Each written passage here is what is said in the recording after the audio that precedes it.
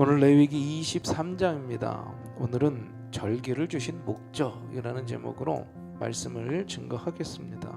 레위기 23장은 이제 각종 절기에 대해서 말씀해주고 있으십니다.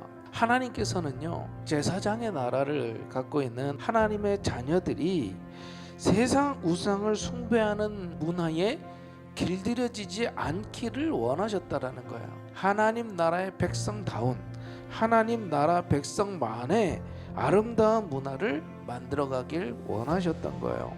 그래서 이제 새로운 법들도 내려주시고 또 새로운 절기도 제정하셔서 지키게 하셨다라는 거죠. 하나님께서 절기를 지키라고 하신 가장 중요한 그 이유 중에 하나는 기억하라는 거예요. 기억하라는 거. 무엇을 기억해야 됩니까? 첫 번째로 하나님의 구원을 기억해야 된다는 거죠. 하나님은 하나님의 백성들이 출애굽에 역사하셨던 그 하나님의 은혜를 기억하기를 원하셨다라는 거예요. 대속죄일의 경우에는 특별하게 하나님의 구원을 예표하고 있는 아주 중요한 절기라는 거죠. 우리도 이 땅을 살아가면서 우리는 날마다 그 하나님의 은혜를 잊지 말아야 할 줄로 믿습니다. 두 번째로는요, 하나님이 주신 풍성함을 기억하라는 거예요. 하나님께서 지키라고 하는 이 절기들은요, 하나님의 은혜를 기억하는 절기인 거예요. 이방신들이 주신 것이 아니다라는 걸 명확하게 말씀하고 계시는 거예요. 여기에서부터 하나님의 자녀다라고 하는, 하나님의 백성이라고 하는 문화가 생겨나는 거예요. 문화.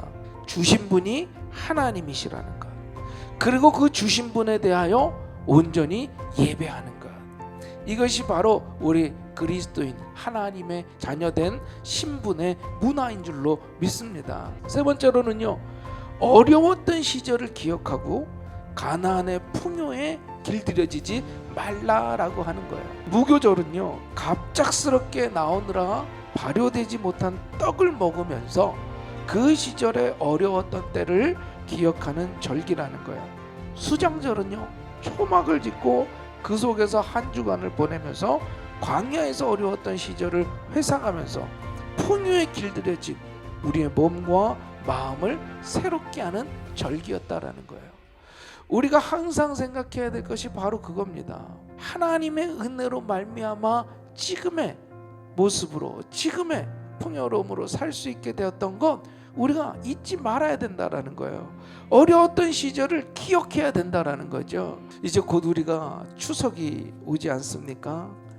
저는 이 추석에 한국의 명절이지만 저는 우리 성도님들이 하나님의 은혜를 기억하는 시간이 되었으면 좋겠습니다. 하나님께 감사하는 시간이 되었으면 좋겠습니다. 바라기는 우리가 정말 하나님의 은혜를 잊지 않고 사는 그리스도인, 그리고 언제나 감사하며 살 수 있는 그리스도인 되기를 주님의 이름으로 축원합니다.